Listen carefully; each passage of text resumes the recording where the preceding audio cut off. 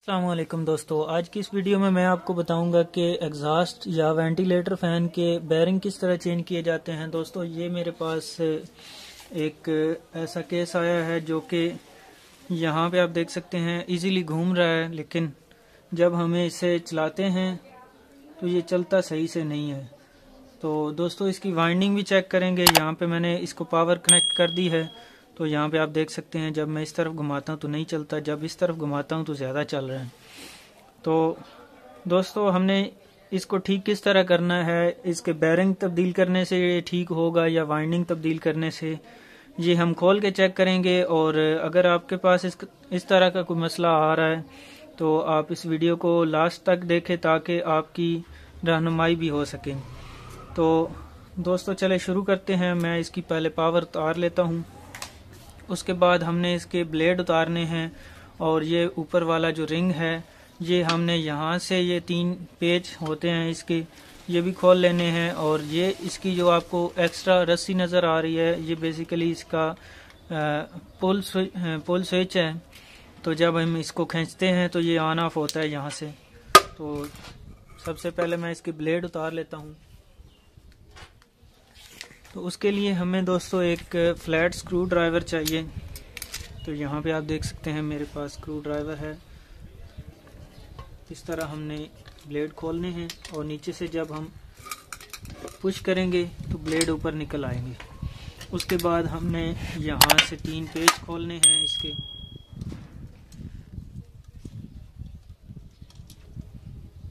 तो दोस्तों, जो भी सामान खोलना है उसको हम इकट्ठा रखेंगे ताकि गुम ना हो। तो यहाँ पे मैं इसके जल्दी से पेच खोल लेता हूँ।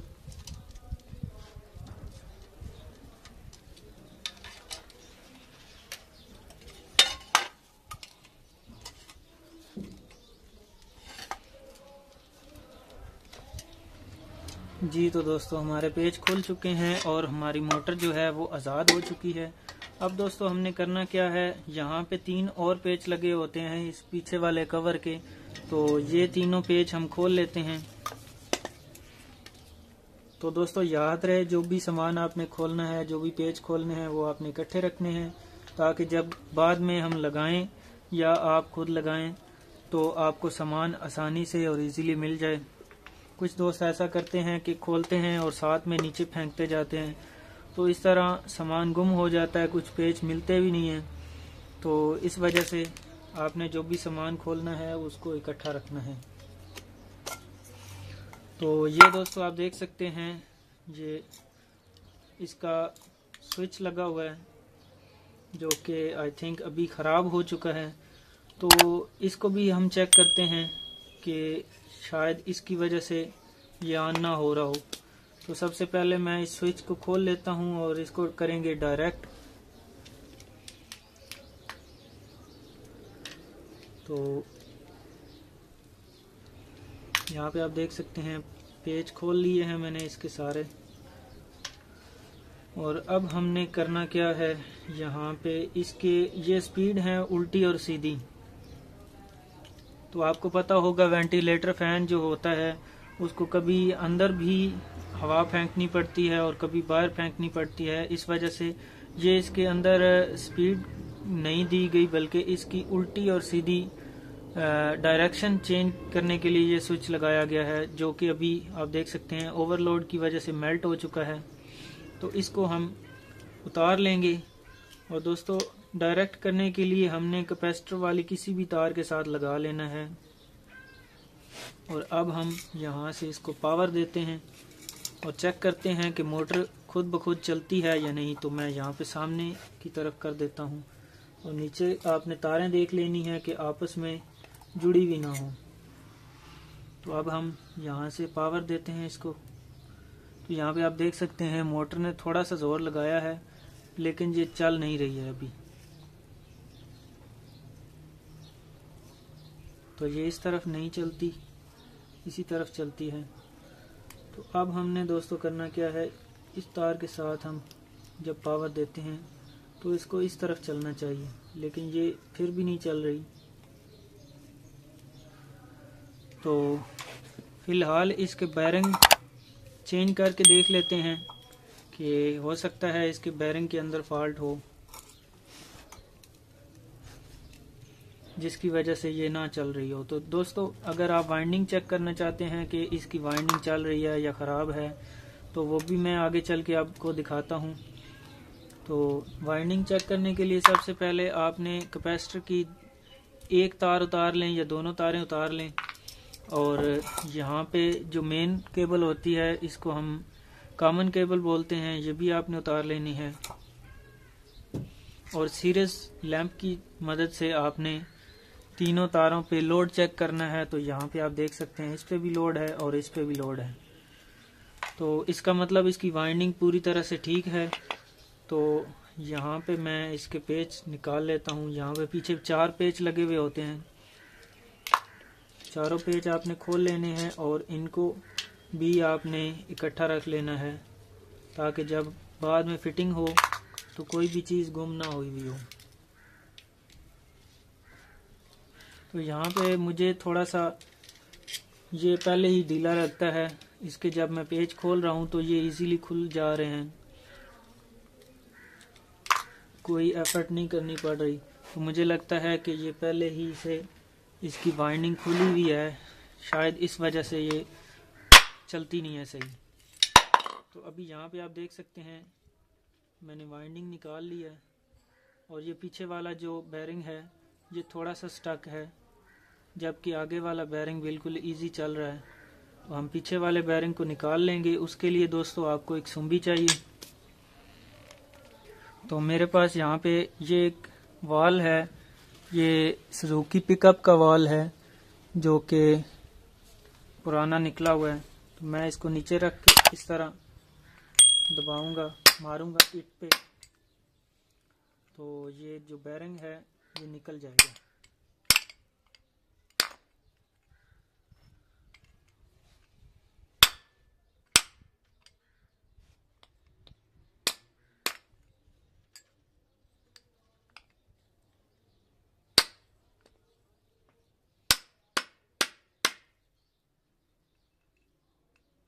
तो यहाँ पे दोस्तों आपको थोड़ी सी एफर्ट करनी पड़ सकती है। अगर आपके पास बेरिंग पुलर है तो आप उससे भी निकाल सकते हैं,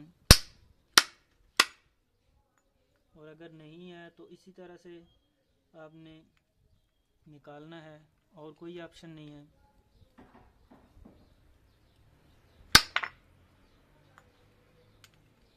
और दोस्तों, अगर आप बेरिंग नहीं निकालना चाहते तो इसको तेल दे के भी आप चला सकते हैं, लेकिन उसमें से थोड़ी सी आवाज़ नॉइज़ पैदा होगी, तो इस वजह से मैं इसका बेरिंग चेंज करूँगा।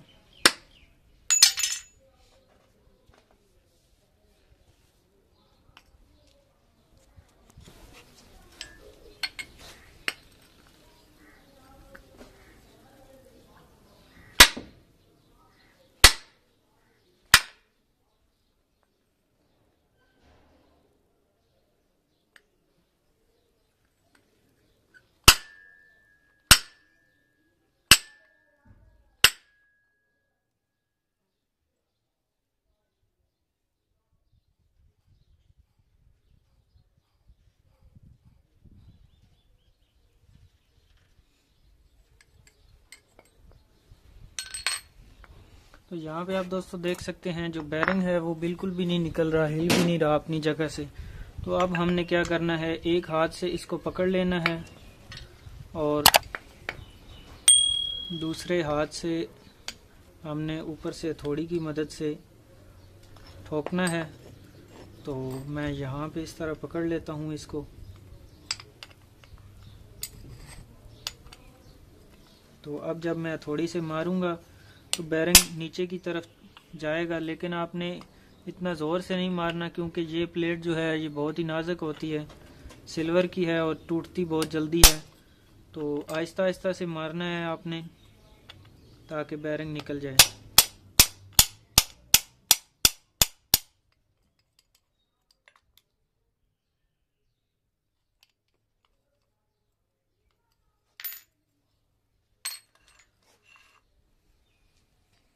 तो अब दोस्तों यहाँ पे मैं 2 ईंटें रख लेता हूँ ताकि हमारा काम थोड़ा सा आसान हो जाए।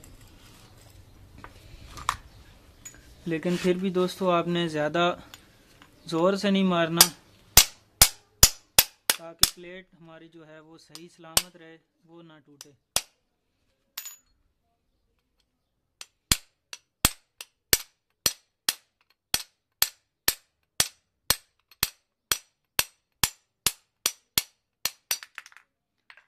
यहाँ पे आप देख सकते हैं बेरिंग निकल आया है और ये भी मुझे बिल्कुल सही लग रहा है। तो अब हमने करना क्या है, दोनों बेरिंग चेंज कर देने हैं, क्योंकि दोनों में थोड़ी थोड़ी नॉइज़ है। तो मैं यहाँ पे इसमें तेल दे लेता हूँ और चेक करता हूँ कि अगर ये तेल से ठीक हो जाएंगे तो वेल एंड गुड। अगर ये थोड़ा सा ही आवाज़ देते हैं या शोर करते हैं या ठीक नहीं होते तो इनको चेंज कर लेंगे। तो तेल देने के लिए यहाँ पे दोस्तों आपने एक टेस्ट लेना है जिसका मुंह आगे से बारीक हो। तो इस तरह आपने एक सील साइड से निकाल लेनी है। तो यहाँ पे आप देख सकते हैं ओवर हीट होने की वजह से इसके अंदर की जो ग्रीस है वो सारी की सारी ख़राब हो चुकी है। तो अब मैं इसको मोबिल ऑयल देता हूँ ज़रा।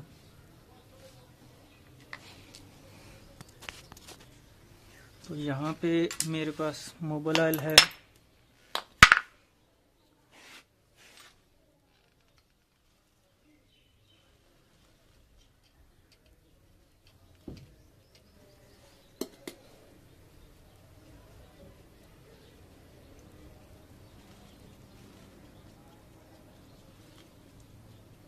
दोस्तों मोबिल ऑयल देने के बाद आपने इसको थोड़ी देर तक के लिए हाथ से चलाना है, ताकि जो मोबिल ऑयल है वो इसके अंदर पूरी तरह से चल जाए और गोलियां जो हैं वो आसानी से घूमना शुरू हो जाएं। तो मैं यहाँ पे इसको ज़रा घुमा के चेक करता हूँ। तो दोस्तों आप देख सकते हैं, अगर आपको सुनाई दे रहा है तो इसके अंदर थोड़ी सी नॉइज़ है, शोर है थोड़ा सा, लेकिन इतना नहीं है कि जो बंदे को तंग करे। तो फ़िलहाल मैं इसको तेल दे के ही बंद कर लूँगा और चेक करूँगा कि क्या इसके अंदर बेरिंग का ही फॉल्ट था जिसकी वजह से ये सही से नहीं चल रहा था, या हो सकता है इसके अंदर ये जो कैपेसिटर लगा हुआ है इसका भी फॉल्ट हो सकता है। तो फ़िलहाल बेरिंग को तेल दे के हम बंद करेंगे और चेक करेंगे कि अगर कैपेसिटर का फॉल्ट है तो वो भी चेंज करेंगे।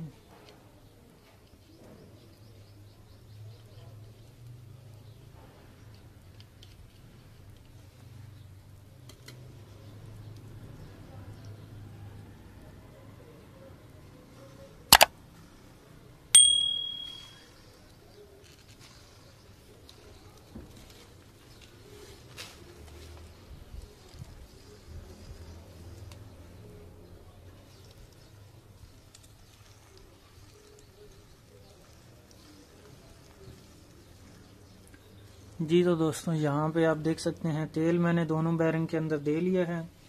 अब हम इसको इसी तरह बंद कर देंगे, क्योंकि जो सील है ये दोबारा अगर हम लगाएंगे तो कहीं ना कहीं से फंस जाएगी, क्योंकि आप देख सकते हैं यहाँ पे ये सील टूट चुकी है। तो इसको हम इसी तरह बंद कर लेंगे। तो बंद करने के लिए इन दोनों ईंटों को हम रख लेते हैं इस तरह, ताकि जब हम इसको अंदर डालें तो ये कहीं पे भी ना फंसे।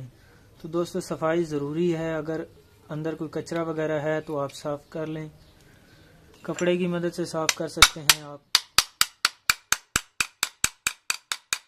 और दोस्तों एक चीज़ आपने याद रखनी है कि ज़्यादा देर तक यहाँ पे आपने ज़रब नहीं लगानी, और अगर आप चाहें तो इस तरह उल्टा रख के भी आप बेरिंग को ठोक सकते हैं, अंदर डाल सकते हैं।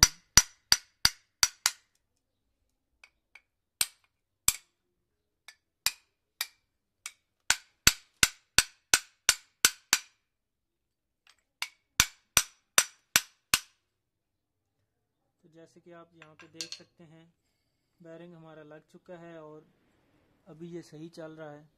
जब मैं इसको घुमाता हूँ तो ये आराम से रुकता है।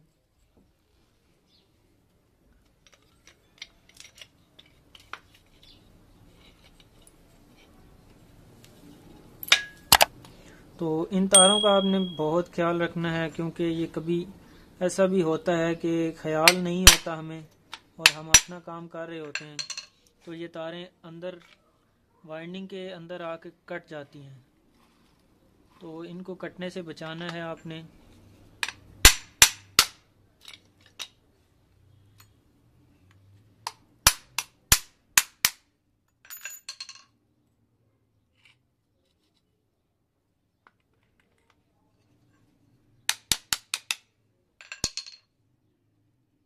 तो यहाँ पे आप देख सकते हैं एक तार अंदर आ गई है, तो थोड़ा सा इसको हिला के मैं तार निकाल लेता हूँ। तो इनका आपने काफ़ी ख्याल रखना है जब भी आप वाइंडिंग बंद कर रहे हो, किसी किस्म की भी हो, चाहे वो सीलिंग फ़ैन की हो, पेडेस्ट्रल फ़ैन की हो या कोई और मोटर हो। तो बंद करते वक्त मोटर की जो तारें होती हैं ये अक्सर वाइंडिंग के अंदर आ जाती हैं, बॉडी के जोड़ के अंदर आ जाती हैं। तो ये आपने बहुत ख्याल रखना है कि कोई भी तार जो है वो जोड़ के अंदर ना आए, अदरवाइज़ आपकी मोटर जो है वो सारी ख़राब हो सकती है या आपकी मोटर शॉर्ट भी हो सकती है।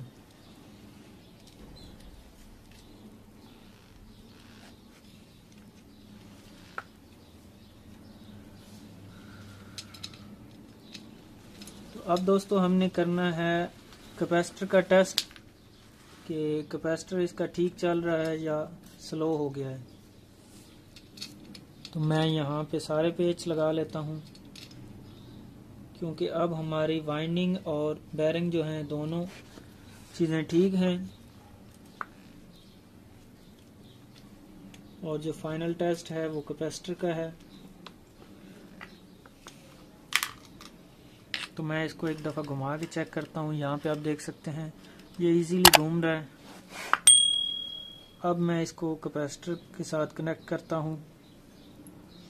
तो दोस्तों याद रहे कि अगर आपको कैपेसिटर लगाना नहीं आता तो वीडियो के डिस्क्रिप्शन में सीलिंग फ़ैन के कैपेसिटर लगाने का तरीका है, इसका भी सेम टू सेम वही है। आपने किस तरह चेक करना है, किस तरह लगाना है, तो फुल डिटेल के साथ वहाँ पे आप चेक कर सकते हैं। अगर आपको याद नहीं है कि किस किस तार के साथ हमने कैपेसिटर लगाना है और कैसे चेक करना है, तो वहाँ पे आप देख सकते हैं। तो अभी मैं इसको पावर जब कनेक्ट करता हूँ तो यहाँ पे आप देख सकते हैं दोस्तों ये सीरीज के लैंप के साथ ही भी चल रहा है। जब पहले हम पावर देते थे तो ये ऑन भी नहीं होता था, थोड़ा सा भी नहीं हिलता था। तो अब मैं ज़रा रोक लेता हूँ और अभी आप देख सकते हैं जब मैंने पावर लगाई है तो ये चलने लग गया है। तो मैं टेम्परेरी तौर पे इसका कैपेसिटर चेंज करके देख लेता हूँ। तो अब हमने दोस्तों जो नया कैपेसिटर लगाना है वो भी इसी सेम क्वालिटी का लगाना है। यहाँ पे आप देख सकते हैं 1.6 माइक्रोफेरेड है। यहाँ पे यूएफ लिखा हुआ होता है, यहाँ पे यूएफ लिखा हुआ है लेकिन यहाँ पे माइक्रो लिखा होता है। तो पावर कंपनी की तरफ से है, ये इन्होंने यूएफ लिख दिया है। तो सबसे पहले हम इस कैपेसिटर को टेस्ट कर लेते हैं कि ये सही चल भी रहा है या नहीं। तो सीरीज तार हमने लगानी है और सीरीज तार के साथ इसको चार्ज करना है 2 से 3 सेकंड के लिए और फिर इनको जोड़ना है। तो यहाँ पे आप देख सकते हैं थोड़ी सी इसमें से पावर आ रही है, जबकि यहाँ पे मेरे पास ट्रिपल एस कंपनी का है 1.2 माइक्रोफेरेड का। तो इसको मैं जब यहाँ पे कनेक्ट करता हूँ 2 से 3 सेकंड के लिए, तो यहाँ पे आप देख सकते हैं अच्छा खासा इसके अंदर करंट स्टोर हो जाता है। तो इसको मैं ज़रा लगा के चेक करवाता हूँ आपको।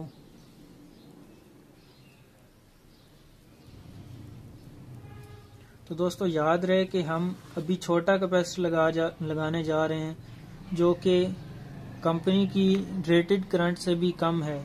यहाँ पे आप देख सकते हैं जो कि पुराना था उस पे 1.6 माइक्रोफेरेड लिखा हुआ है और जो नया है हम काले रंग का लगा रहे हैं इस पे लिखा हुआ है 1.2 माइक्रोफेरेड। तो मैं इसको जल्दी से कनेक्ट कर लेता हूँ। कनेक्ट करने के बाद दोस्तों यहाँ पे आप देख सकते हैं एक तार के ऊपर गिरा लगी हुई है। हमने इसी तार के साथ एक तार लगानी है और दूसरी तार जो है इधर लगानी है। तो अब आप देख सकते हैं एकदम से मोटर जो है वो भागना स्टार्ट हो गई है। तो अब हमारी मोटर के अंदर कोई भी फॉल्ट नहीं है, बेरिंग भी ठीक है और कैपेसिटर भी इसका बिल्कुल ठीक है। तो मैं यहाँ पे इसको एक झटका देता हूँ। तो यहाँ पे आप देख सकते हैं एक झटके के अंदर ही ये इतना भागना स्टार्ट हो जाती है।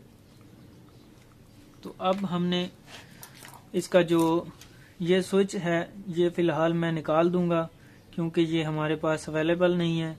तो हम इसको डायरेक्ट कर देंगे क्योंकि वैसे भी जहाँ पे ये लगा हुआ है वहाँ पे हमें उल्टा घुमाना ही ज़रूरत ही नहीं है उल्टा घुमाने की।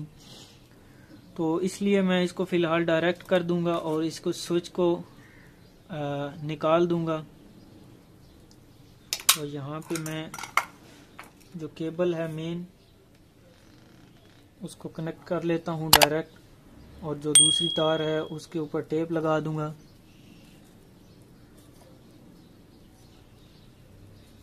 तो दोस्तों अगर आपके पास स्लीव है तो आप स्लीव भी लगा सकते हैं और अगर आपके पास स्लीव नहीं है तो आप टेप भी लगा सकते हैं। ये इतना इशू नहीं है, आपकी अपने पास जो चीज़ अवेलेबल है आप वही लगा सकते हैं।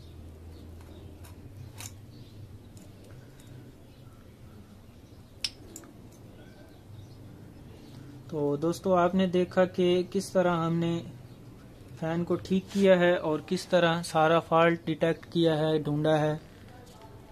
तो वीडियो थोड़ी सी लंबी हो रही है। अगर आपके पास भी ऐसा कोई मसला आ रहा है तो आप इसी तरह ठीक कर सकते हैं।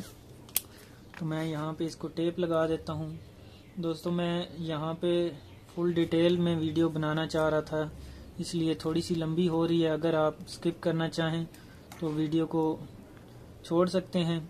और अगर आपके जहन में कोई सवाल आता है या कहीं से कोई गलती हुई है या मैंने कोई काम गलत किया है तो आप कमेंट सेक्शन में मुझे ज़रूर गाइड कर सकते हैं। इंशाल्लाह अगली दफ़ा ठीक करने की कोशिश करूँगा।